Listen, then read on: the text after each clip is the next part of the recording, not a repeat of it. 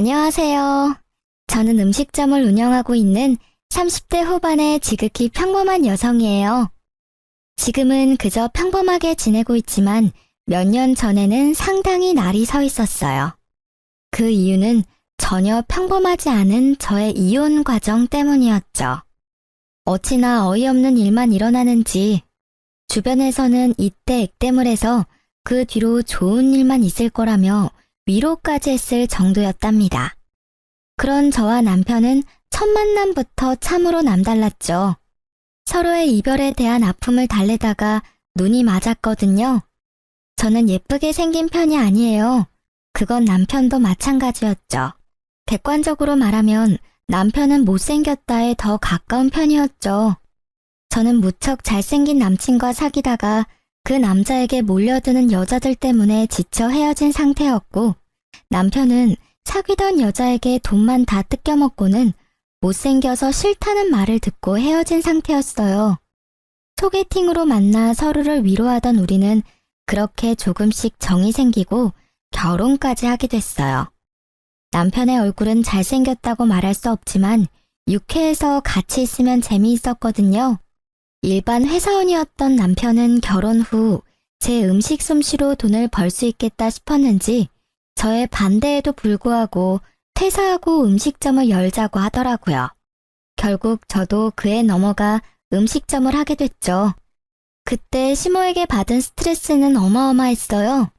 남편이 잘 다니던 회사 때려치게 만들었다며 볼 때마다 절 욕하셨어요. 억울했지만 가게가 잘 되기 시작하면서 그런 말도 잦아들었죠. 그렇지만 저를 향한 못마땅한 시선은 여전했어요. 솔직히 제가 음식점 열자고 한 것도 아닌데 말이죠. 그런데 제가 이혼을 하게 된 건 그런 시모의 행동 때문이 아니에요. 제 이혼 결심의 첫 이유는 남편의 심각한 외모 콤플렉스 때문이었어요. 저는 잘생긴 외모가 밥 먹여주지 않는다는 걸 알고 있었고, 무엇보다 잘생긴 얼굴에 피를 본 적이 있었던지라 외모는 저에게 딱히 중요한 부분은 아니었거든요. 그런데 제 생각을 항상 비꼬아서 듣더라고요. 그러면서 사소하게 부딪히는 일들이 많았어요. 그리고 그 외모 컴플렉스에 정점을 찍게 된 일이 생겼어요. 그건 가게를 찾은 한 손님의 지나가는 말에서부터 시작됐죠. 사장님은 음식점을 할 관성이 아닌데? 근데 음식 솜씨가 이만큼 좋으니 사장님 얼굴도 눈에 안 들어오는군. 손님은 음식이 맛있다는 이야기를 짓궂게 돌려 말한 것이지만 남편은 다르게 해석하더라고요. 그 말이 자신의 외모 비하라고 생각했어요. 솔직히 남편의 얼굴은 30대 초반이라고 하기엔 많이 나이가 들어 보였기에 이해를 하려고 했어요. 그런데 그날 이후로 제게 짜증을 내더라고요. 아, 진짜. 이번에는 진짜 성형 좀 해야겠어. 음식점을 할 관성이 아니라고? 늙어빠진 인간한테 내가 이런 말을 들어야 해? 진정해, 여보. 그냥 듣고 흘려 넘기라고. 장사하면서 그런 것까지 다 신경 쓰면 당사만 더 힘들어. 당신도 내가 바보라고 생각해? 어떻게 그런 말을 듣고 가만히 있을 수가 있어? 당장 나와서 한마디라도 거들었어야지. 손님이야. 밖에서 모르는 사람이 그랬으면 나도 화냈겠지. 그런데 손님이잖아. 자기가 이해하고 넘어가. 응? 아, 몰라. 진짜 짜증난다고. 나 진짜 성형수술 좀 해야겠어. 그렇게 말하는 남편의 눈이 제게 향했어요. 당시에 가게가 힘들어 돈은 제가 관리 중이었거든요. 알았어. 자기는 성형수술이 하고 싶은 거지? 자기가 얼마나 스트레스 받는 건지 알고 있으니까 돈이 좀 모이면 수술해. 그러고 마음이 편하다면 못할 것도 없지. 그렇게 말해주고 며칠이 지났을까? 짜증과 화가 많았던 남편의 모습이 변했어요. 뭐랄까, 그냥 거동이 수상하다고 해야 하나? 계속 제 주변을 맴도는 기분이 들더라고요. 와이프인데다 같이 일까지 하고 있으니 그저 기분 탓이라고 생각하고 넘겼는데 저는 괜히 그게 신경이 쓰이더라고요. 그런데 며칠 뒤 제 공책이 사라졌다는 걸 알게 됐죠. 저는 머릿속이 새하얗게 변할 정도였어요. 그 공책은 가게 메뉴 레시피를 적어둔 공책이었어요. 저는 그 공책이 없어진 게 남편과 관련이 있다고 생각했어요. 자기야, 잠깐 나 좀 봐. 할 얘기가 있는데. 그렇게 말한 그때 가게 문이 콱 열리더니 한 남자가 잔뜩 성이 난 얼굴로 성큼성큼 다가오면서 남편 얼굴에 뭔가를 집어 던지더라고요. 저는 놀라서 소리를 지르려다가 그 사람이 던진 게 제 공책이라는 걸 알고는 깜짝 놀랐어요. 잘 만났다 이 사기꾼. 내 돈 내놔, 내 돈 내놓으라고. 이딴 가치도 없는 공책을 뭐? 비밀 레시피? 지랄을 하네. 어디서 사람을 등쳐먹으려고. 빨리 내가 준 돈 가져와. 여기서 이러지 말고 밖에서 이야기합시다. 남편은 헐레벌떡 일어나 그 남자를 데리고 밖으로 나가려고 용을 썼어요. 잠시만요. 그 공책이 비밀 레시피라고요? 그걸 이 남자가 당신한테 팔았어요? 아, 그렇다니까. 내가 이 집 장사가 잘 돼서 돈 주고 레시피를 사겠다고 했는데 공책 읽어도 온통 평범한 레시피뿐이잖아요. 아무리 그래도 그렇지 이런 인터넷만 뒤져도 나오는 레시피를 팔아? 이 나쁜 사기꾼 같으니라고. 잠깐만요. 내가 지금 당장 돈 도로 돌려줄 테니 당장 여기서 나가요. 아, 빨리. 제가 그 사람과 대화를 나누려 하자 남편이 다급히 상대방 남성을 돌려보내려 하더라고요. 남성이 돌아가고 나는 남편을 빤히 쳐다보며 말했어요. 내 레시피 공책 언제 가져갔어? 아니, 그걸 팔았어? 그게 뭔지는 알지? 그거 우리 가게 장사 미천이야. 별거 없다고는 해도 나한테는 소중한 거고. 나도 어쩔 수 없었다고. 빨리 돈을 마련하려면 그것 말고는 방법이 없었다고. 돈이 왜 그렇게 급하게 필요한 건데? 당신 어디 대출 섰어? 보증 섰어? 아니, 아무리 대단한 일이 있어도 자기 장사 미천을 파는 인간이 어딨어. 그거 뺏겨서 우리 가게 휘청거렸으면 어떻게 책임지려고 한 거야? 말해봐. 이게 다 어떻게 된 일인지. 성형수술 하려고 그랬다고. 내가 그 뒤로 잠도 못 자고 얼마나 시달리는 줄 알아? 당신은 모르겠지. 그런 소리 듣고도 실실 웃는 당신은 절대 모르지. 몰라. 내가 그걸 어떻게 알아?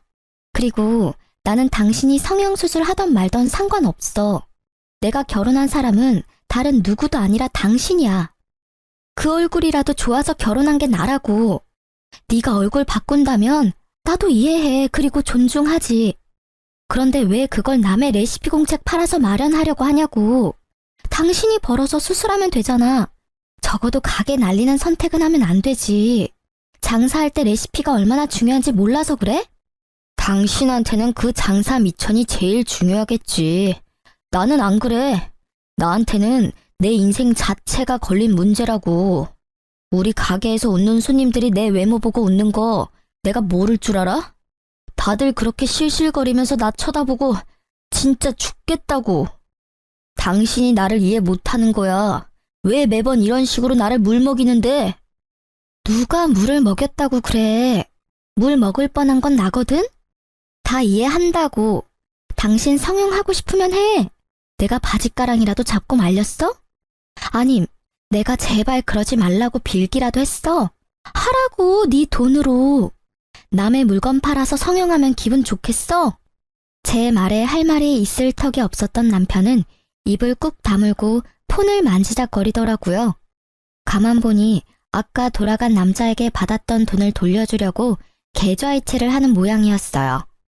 그리고 그 일이 있은 후부터 남편은 저를 냉혈한 사람으로 몰기 시작하더라고요.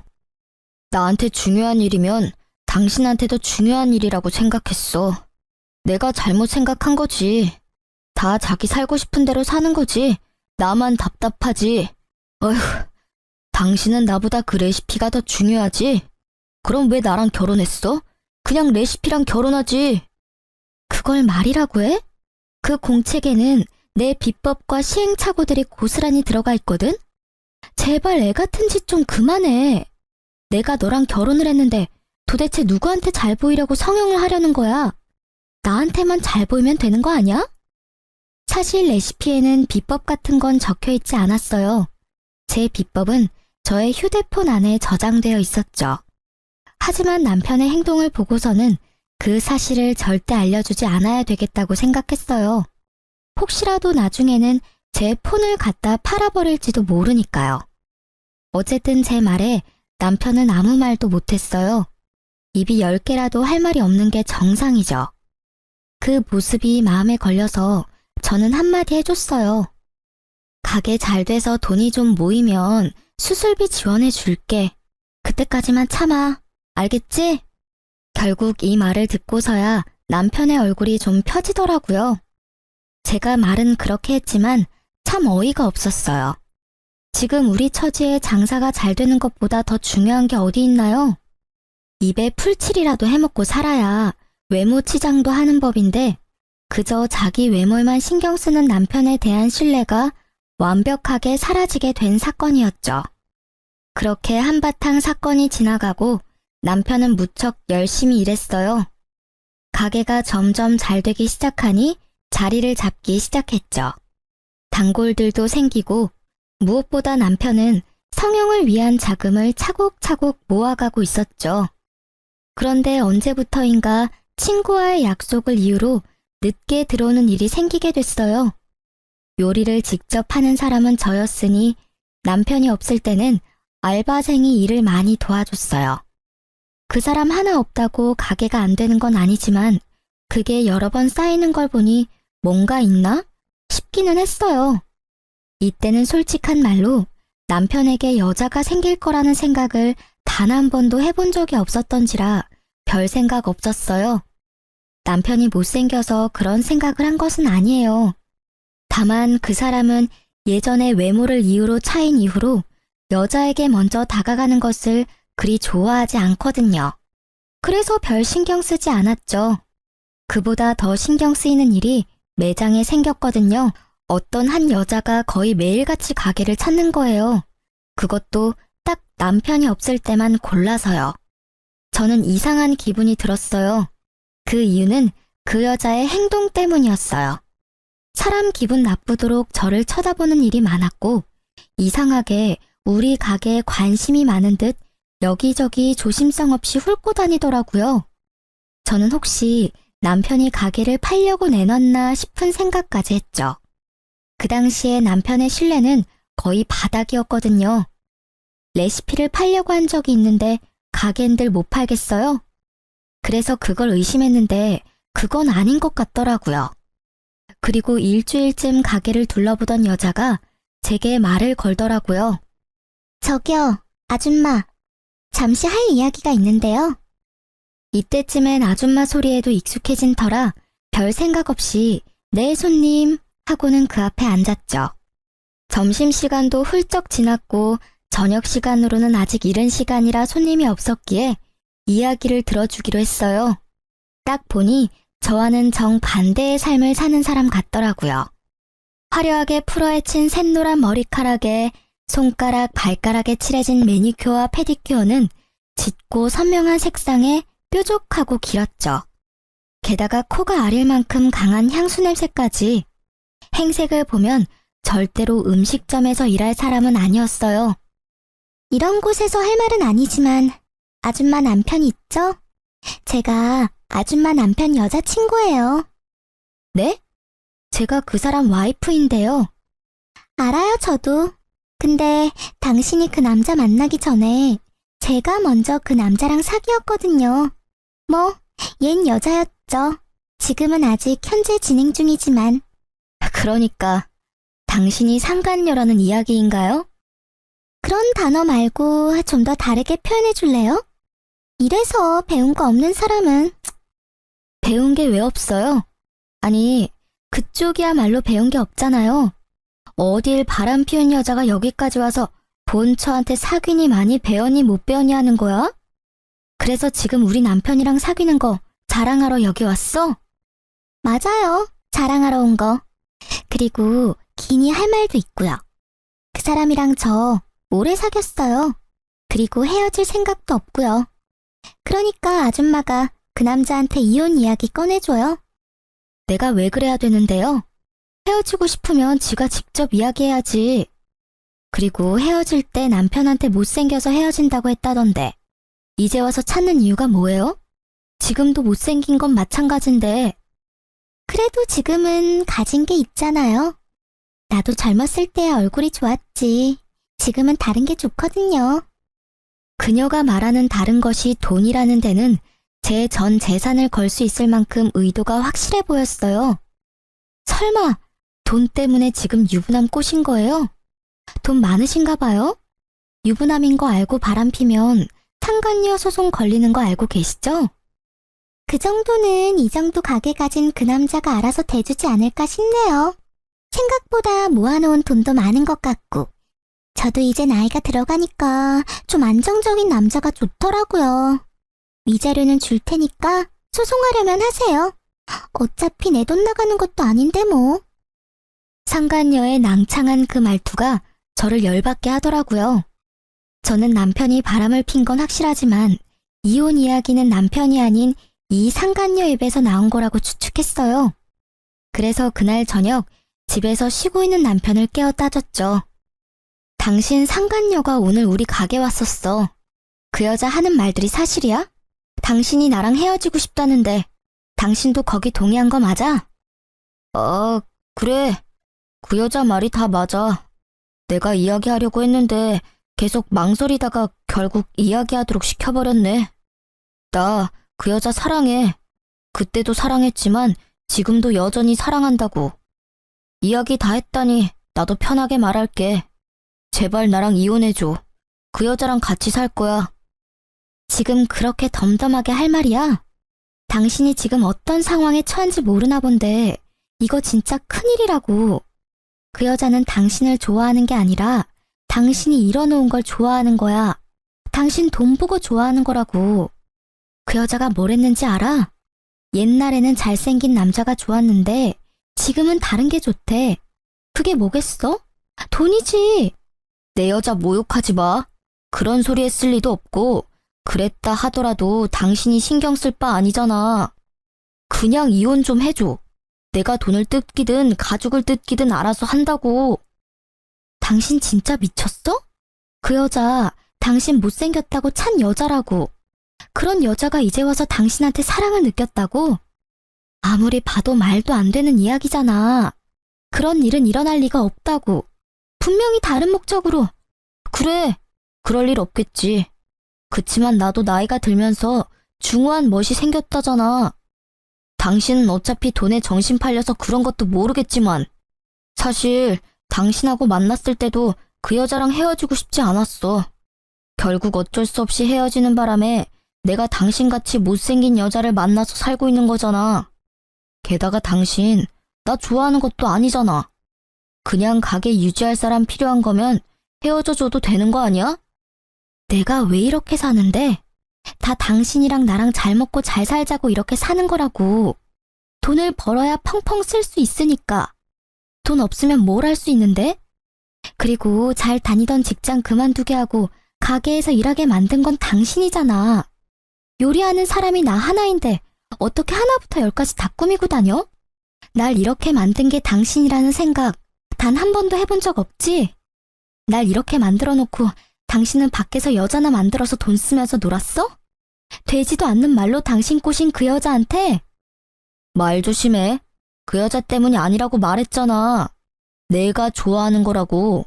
그리고 내가 가게 하자고 했을 때 당신이 강하게 말렸으면 나도 안 했을 거라고. 이딴 말을 짓거리는 남편 놈을 보는데 진짜 가슴에서 솟구치는 분노에 몸이 덜덜 떨리더라고요. 딱 봐도 돈 목적으로 만나는 여자한테 홀라당 넘어가서는 조광지철을 버리려는 꼴을 보니 답답하기까지 했어요. 게다가 상간녀 편드는 걸 보니 정이 딱 떨어졌어요.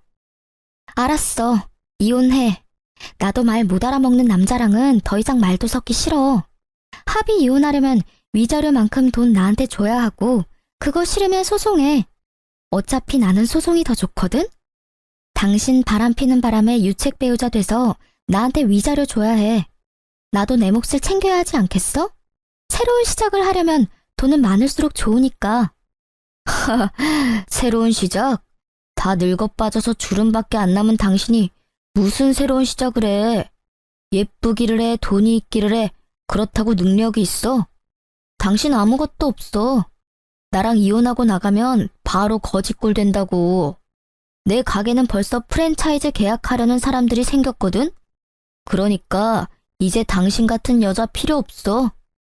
저는 남편의 모습에 학을 뗐어요. 자기가 곧 성공할 것 같으니 저를 버리겠다는 그 생각 자체가 더럽기 짝이 없는 생각인 거죠. 저는 꼴도 보기 싫어 그 집을 나왔어요. 남편은 이혼 정리를 빠르게 하더라고요. 저는 초고속으로 위자료를 받게 되었죠. 남편은 프랜차이즈 이야기만 잘 성공하면 이 정도 위자료는 바로 해결하고도 남을 거라고 생각했나 봐요. 그래서 빨리 돈을 주고 저를 떨궈내려 한 거겠죠. 그리고 상간녀 소송 비용까지 후다닥 주고는 제 자리를 지워가기 시작했어요. 남편은 제가 집을 나가자마자 상간녀를 가게로 들였더라고요. 처음에는 그 이야기를 듣고 엄청 열받고 자존심 상하더라고요. 그렇지만 그 상황이 오래가지는 않을 거라고 예상하고 있었어요. 이혼이 마무리된 날, 저는 아는 동생을 전 남편 가게에 보냈어요. 밥 한번 먹고 오라고요. 언니, 걱정 안 해도 되겠어요. 그 집 곧 망하겠더라고. 사람도 예전에 반도 안 되고 일단 맛이 없어요. 근데 가게 메뉴나 밑반찬이 예전이랑 똑같은 모양으로 나오는데도 맛이 없던데? 이상하죠? 들어가는 재료는 거의 똑같고 완성된 모양도 똑같던데. 왜 그렇지? 그랬어? 그럴 줄 알았어. 두 사람은 어땠어? 가게 삐걱거리면 당연히 두 사람도 삐걱거렸을 텐데. 상간녀 혼자 가게 지키고 있는데 나 술집인 줄 알았잖아요. 무슨 화장에 옷차림이. 거기다가 인간적으로 음식 나오는 가게에서 향수는 좀 아니지 않아요? 향수 냄새에 음식 냄새가 섞여서 더 역하더라고요. 찡그리며 말하는 동생 이야기에 저는 코웃음을 쳤어요. 걱정 안 해도 잘 망해가고 있네. 나도 이제 슬슬 새 직장 찾아봐야겠어. 받은 건 많지만 일을 안 할 순 없으니까. 그렇게 이야기하고 며칠이 지났을까요? 집에 있는데 누가 배를 누르더라고요. 전 남편과 상간녀가 있더라고요. 표정이 참 험악해서 저는 그들을 데리고 근처 카페로 갔죠. 당신 진짜 레시피 어쨌어? 왜 남의 레시피를 자기 것처럼 찾아? 어이가 없네? 나한테 맡겨놓은 거라도 있어? 아니, 우리 음식점 레시피를 왜 당신이 갖고 있냔 말이지. 맛이 다르다고 손님들이 화를 내잖아. 가게에 무슨 짓을 한 건데? 아, 웃겨. 손맛이 다른 거겠지. 그걸 왜 나한테 와서 따져? 레시피 다 알고 있었던 거 아니야? 저번에 레시피 팔려고 했을 때 다 봤을 거 아니야. 제 말에 남편이 무언가를 테이블 위에 던지듯 보여주더라고요. 딱 보니 제 레시피 복사본이더라고요. 역시 제 레시피를 빼돌린 거였죠. 그대로 만들었는데 맛이 없으니까 하는 말이지. 너 나 속였지? 진짜 레시피는 어쨌어? 너 때문에 우리 가게 망하게 생겼거든? 당연히 맛이 없었겠죠. 그 레시피는 반쪽짜리고 제 비법 소스 내용은 제 폰 안에 고이 저장되어 있으니까요. 비법 소스가 없으면 인터넷에 자주 올라오는 레시피일 뿐이거든요. 그러니 점점 손님이 줄어들고 인기가 줄어가는 거예요. 그러니까 그걸 왜 나한테 따지냐고. 레시피도 잘 도둑질해갔으면서 나한테 와서 왜 음식 맛이 다르냐고 묻냐고. 네 가게잖아. 네가 그 이유를 알지 내가 어떻게 하냐고. 전 남편은 제 말에 답을 못하더라고요. 자기들끼리 가게를 하기로 했으면 지들끼리 알아서 해야지. 왜 이혼한 전처한테 찾아와서 이 난리냐고요. 잠깐. 그러고 보니 아줌마가 우리 가게 댓글에 별점 테러한 거 아니야? 맛이 변했다면서 글 쓴 사람들 당신이 사주했지? 이보세요 상간녀 씨. 없는 이야기 지어내는 거 무고죄인 거는 알고 있죠? 저는요. 당신네 가게가 망하든 말든 상관없어요. 어차피 망할 거라는 걸 알거든요. 맛이 다르다는 건 진짜겠죠. 제 레시피 공책은 그거 하나만 있는 게 아니거든요. 그러니까 그쪽 분들은 반쪽만 갖고 있는 거죠. 예의도 없이 계속 반말하는 상간녀의 말에도 저는 최대한 이성을 유지하려 했어요. 그런데 상간녀의 말에 이성이 뚝 끊기더라고요. 이거 봐. 진짜 레시피 숨겨놓고 안 준 거네. 이 사기꾼 같은 년이 그걸 훔쳐갔어? 그거 우리 가게 레시피거든? 말은 똑바로 해야지. 너희 가게? 웃기고 자빠졌네. 그게 왜 니네 거야? 내가 알아내고 내가 연습해서 얻어낸 게 왜 니네 건데? 그리고 너, 그 가게에서 네가 한 일이 뭔데? 너가 그 가게에서 한 거라고는 레시피를 팔고 바쁜 시간에 상간녀 만나서 히덕거리는 것 뿐이었거든? 그런 주제에 감히 레시피를 내놓으라고? 이 정신 나간 것들이 바쁜 사람 불러내서는 말 같지도 않은 말을 짓거리고 난리야. 그리고 그렇게 열받으면 법대로 해. 내가 만든 레시피가 내 것인지 바람난 너희 것인지. 제가 나중에 알아보니 상간녀가 요리를 못해서 주방장을 들였더라고요. 그것도 인건비가 낮은 경력이 얼마 안 된 어린애를 고용해서 제 레시피대로 만들도록 지시했답니다. 당연히 반쪽짜리 레시피를 만들다 보니 음식 모양은 똑같은데 맛은 떨어지는 일이 발생했던 거죠. 나한테 와서 따지지 말고 사랑하는 두 분이서 알콩달콩 맛있는 음식 개발에 집중하는 게 어때? 아, 사랑 노름에 빠져서 가게는 눈에 들어오지도 않지? 근데 분명히 나랑 이혼하면서 프랜차이즈 문의 왔다고 하지 않았어? 잘 되고 있는 거야? 뭐 여기까지 와서 나한테 이렇게 따지는 거 보면 말 안 해도 뻔하지. 저의 한껏 비꼬는 말에 전 남편은 답도 못하고 노려보기만 하더라고요. 그러게 마음을 좀 곱게 썼어야지. 너 마음 가는 대로 행동한 일이니까 네가 다 감수하는 것도 당연한 거야. 다 예상하고 이혼하자고 한 거 아니야? 웃기지도 않아 정말. 다음부터 이런 이야기 할 거면 불러내지 마. 저는 냉정하게 말했어요. 두 사람이 제게 온 이유는 알겠더라고요. 장사가 잘 안 되니 어쩔 수 없이 저를 찾아온 것 같아요. 레시피가 있으면 강탈해 갈 생각도 했었던 것 같고요. 그런데 구구절절 제가 맞는 말만 하니 지들이 뭘 할 수 있었겠어요? 그렇게 제 말이 끝나자 부글부글 끓고 있던 상간녀가 폭발하듯 소리치더라고요. 처음부터 레시피를 네가 개발한 것도 아닌데 날 속였어? 그래놓고 장사하자고 나한테 꼬신 거야? 너 진짜 아무것도 없잖아 지금. 아무것도 없긴 뭐가 없어. 너 나 좋다며. 좋아하니까 내가 하자는 대로 다 해주겠다며. 그리고 그 가게 운영하겠다고 한 건 너야. 네가 나더러 가게도 못 나오도록 만들었잖아. 내가 사장인데. 네가 얼굴 보이면 손님들이 가게 오겠어? 그것 때문에 가게 얼굴 들이밀지 말라고 이야기한 거잖아. 당신 얼굴 보면 있던 밥맛도 다 떨어진다고. 뭐? 그 전에는 아무도 그런 말 안 했어. 다들 밥만 잘 먹고 돌아갔다고. 당신이 홀을 제대로 못 보니까 손님이 떨어진 거겠지. 어디서 나한테 다 뒤집어 씌우는 건데? 다 네 탓이니까 이럴 줄 알았으면 너 같은 거 꼬시지 않는 건데. 막판에 괜찮은 놈 잡아보려다가 이게 무슨 날벼락이냐고. 가게 매출이 어마어마하다며. 나 먹여 살릴 수 있다며. 근데 이게 뭐냐고. 매일매일 손님은 줄고 돈만 계속 나가잖아. 왜 그게 내 탓이냐고. 엄밀히 따지면 이 가게에 바뀐 건 너뿐이잖아. 그럼 네 탓이지. 언제는 내가 가게에 있어서 좋다며. 못생긴 여자 있을 때보다 화사하고 좋다고 할 때는 언제고. 이제 와서 왜 그딴 소리 하는 건데? 따지고 보면 네가 레시피도 제대로 알지 못하면서 마누라랑 이혼한 게 잘못 아니야? 그 마누라랑 이혼하라고 매일 쪼았던 게 너잖아. 두 사람의 대화를 들으니 얼마나 웃긴지. 저는 마치 개그 프로그램을 보는 것처럼 느긋하게 구경해줬어요. 마지막에 들리던 말에 완전 빵 터졌죠. 내가 미쳤지. 못생긴 놈 꼴값 한다더니 내가 너 돈 없으면 옆에 뭐하러 끼고 살아? 얼굴만 보면 혈압 오르는데 돈이라도 있어야 그 얼굴도 봐줄만 할 거 아냐? 그 말을 듣고 있는 전 남편의 표정이 와그락 일그러지는 걸 보며 저는 통쾌한 기분을 느꼈어요. 그래, 상간녀랑 사귀면서 그렇게 싫어하던 외모 지적 많이 받고 살겠네 하는 생각이 들었거든요.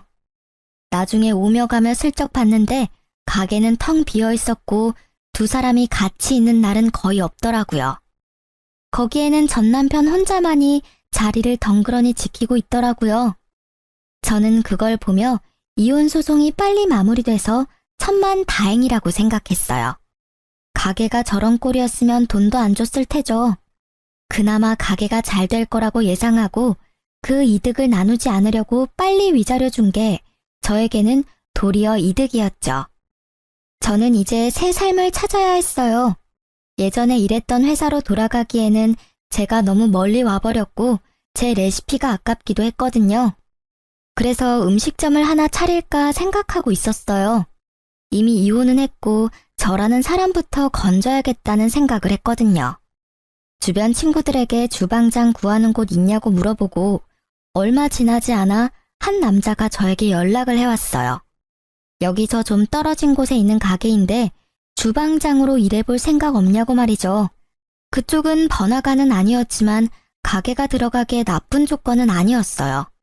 직접 만나서 이야기하자고 해서 만났는데 깜짝 놀랐어요.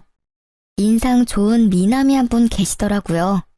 조심스레 이것저것 물어보다 보니 돌싱이라는 것도 알게 됐죠. 서로 돌싱인 걸 알고 나니 좀 더 편해진 건 사실이었어요. 그래서 그곳에서 일하기로 했어요. 그곳에서도 이전 가게의 레시피대로 열심히 일을 했고 점점 손님들이 많아지더라고요. 그렇게 1년쯤 지나고 가게는 줄 서서 먹는 식당 정도는 아니라도 점심, 저녁, 식사 때마다 붐비는 가게 정도는 되더라고요. 그리고 여느 때와 같이 일을 하는데 한 사람이 가게로 들어오더라고요.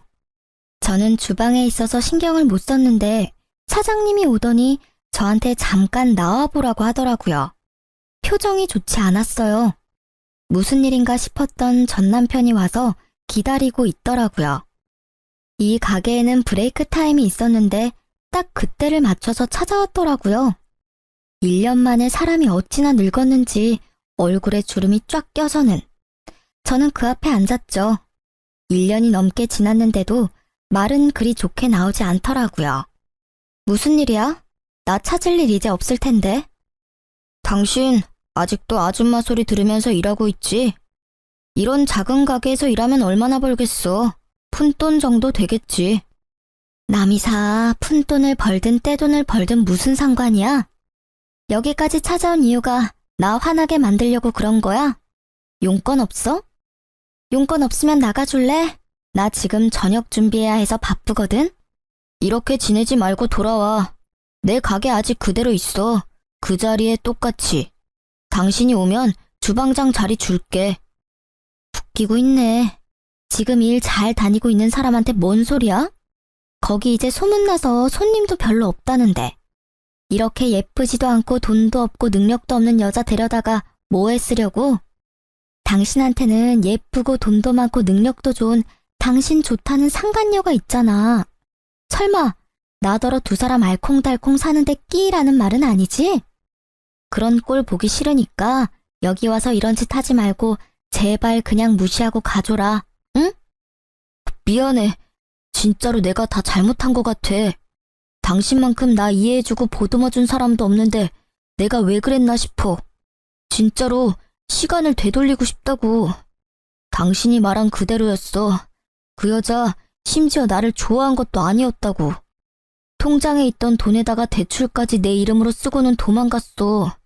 그 돈 내가 성형수술 하려고 모아놓은 돈인데 그걸 홀라당 다 가져갔다고. 게다가 프랜차이즈 내는 것도 음식 맛이 이렇게 다르면 자기들도 좀 생각해봐야 할 것 같다고.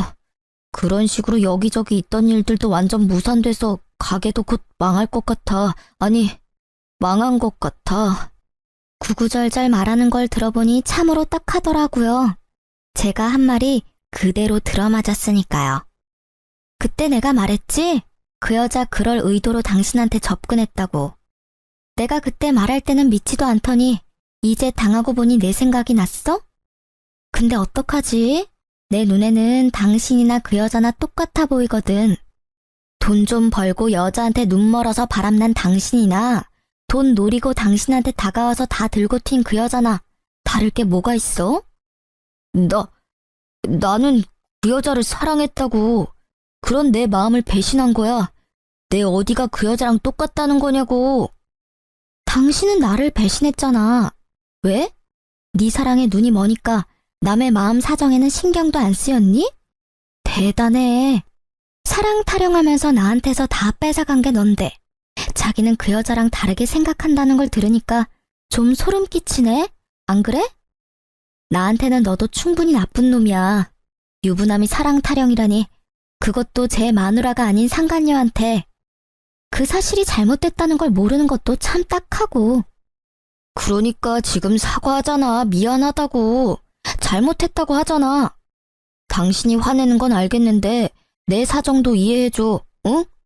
당신도 솔직히 여기서 아줌마 취급 당하면서 힘들게 사는 거 싫잖아. 내가 당신 사모님 소리 듣게 해줄게. 응? 미안한데 저는 남편의 말을 끊으려고 했지만 제 어깨에 손을 얹는 부드러운 손길에 입을 닫고 제게 다가온 남자를 쳐다봤어요. 이 가게의 사장이었어요. 여보, 저녁 준비는 내가 해놓을 테니까 대화 잘 끝내고 와요. 오해가 상당히 많이 쌓인 것 같으니까 깨끗하게 잘 풀어서 다시는 찾아오지 않도록 하는 게 좋을 것 같아. 그리고 제 현재 남편이기도 했죠. 제가 이 남자와 결혼한 건 6개월쯤 됐을 때였어요. 저는 이 잘생긴 남자의 고백을 곧이곧대로 받아들일 수 없었지만 이 남자는 끝까지 저를 설득시키더라고요. 자신은 그런 사람과 다르다고 한 가지 분명하게 약속할 수 있는 건 절대로 바람은 피지 않고 다른 여자 쳐다도 보지 않겠다는 말을 하며 저를 설득했죠. 저는 한결같은 마음에 반해 사귀기로 했고 함께하는 시간이 많아질수록 서로에 대한 이해가 깊어지며 좋은 사이로 발전하게 됐죠.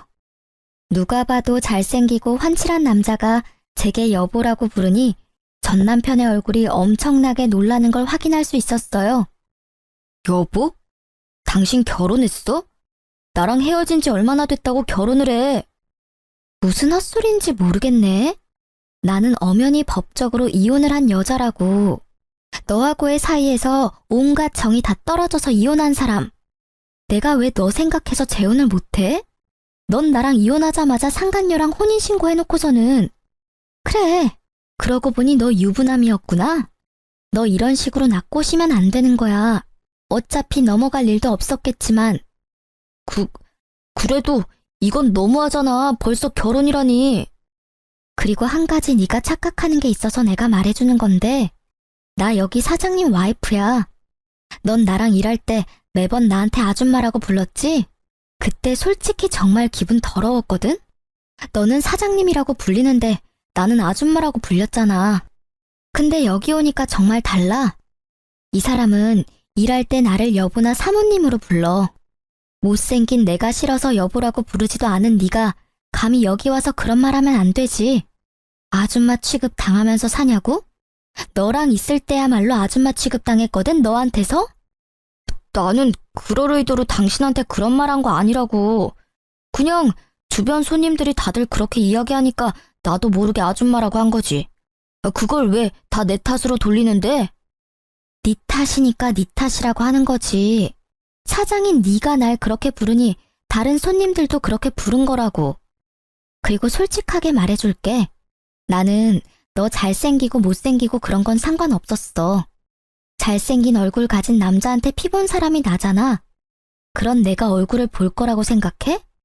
나한테 중요한 건 내면이었거든.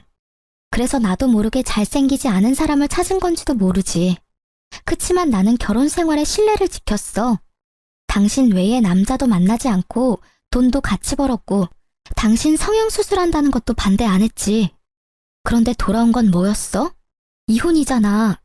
그것도 상간녀가 생겨서 나와 이혼한 아주 더럽고 짜증나는 상황. 근데 이제는 너한테 참 고맙다고 생각하고 있어. 지질이 못생기고 궁상맞게 생긴 남자도 나를 배신할 수 있다는 걸 깨달았거든. 그렇게 헤어지지 않았으면 이렇게 잘생기고 다정한 남편도 만나지 못했을 테고. 못생기고 궁상맞게 생겼다고?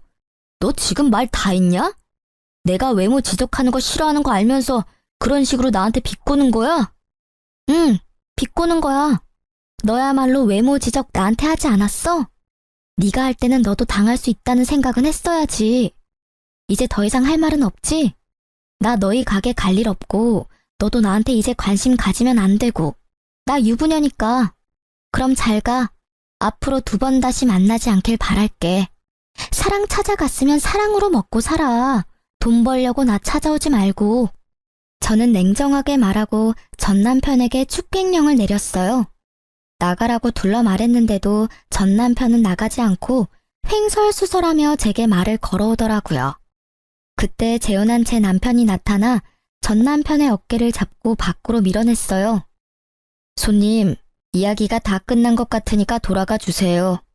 그리고 이렇게 귀한 여자랑 헤어져줘서 고마워요. 저한테도 기회가 생겨서 이렇게 알콩달콩 잘 살고 있으니까요.